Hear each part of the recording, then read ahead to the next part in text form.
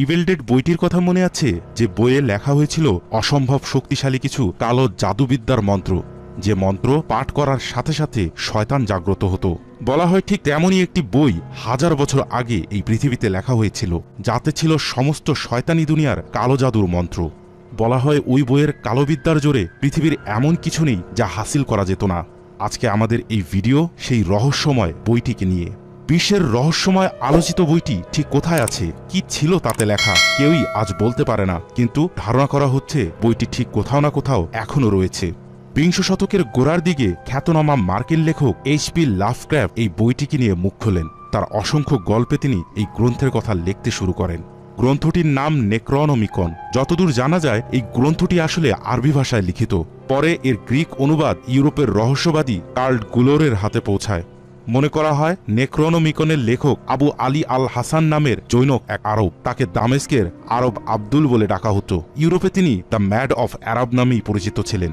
তার আসল পরিচয় আজও জানে না কেউ, তবে এতটুকু অনুমান করা হয় 827 খ্রিস্টাব্দ নাগাদ আরব আব্দুল জীবিত ছিলেন। ইরাম নামের কোনো এক গুপ্ত শহরে 10 বছর থেকে তিনি বিস্তর কালো গুপ্তবিদ্যা শিক্ষা করেন। তারপরে আজিজ ছদ্মনামে এই বইটি লেখেন। তবে কি রয়েছে এই বইটিতে তা কারো কাছেই স্পষ্ট নয়। লাভক্রাফট সহ অসংখ্য সাহিত্যিক মনে করেন এই বই কালো জাদুর এক খনি।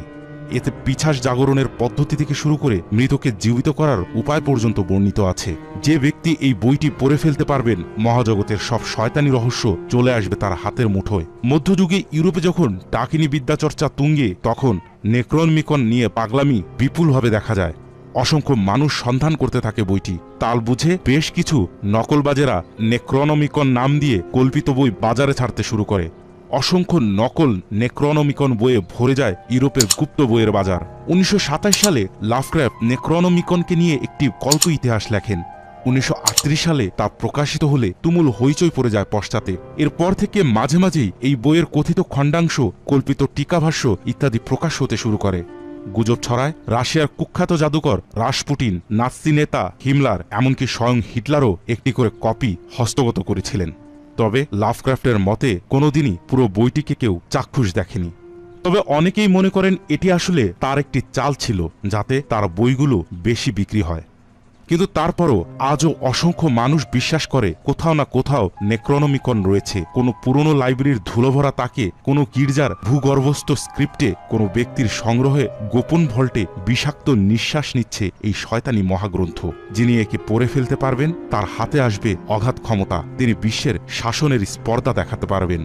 প্রিয় দর্শক, ভিডিওটি কেমন লাগলো দয়া করে কমেন্টে জানাতে অবশ্যই ভুলবেন না, এবং অনুরোধ, ভিডিওটি ভালো লাগলে লাইকে ক্লিক করবেন। আর নিত্য নতুন রহস্য রোমাঞ্চে ভরপুর এরকম ভিন্ন খবর পেতে আমাদের চ্যানেলটি অবশ্যই সাবস্ক্রাইব করে বেল আইকনটিতে ক্লিক করে রাখবেন। এবারের মতন বিদায় নিচ্ছি, ধন্যবাদ।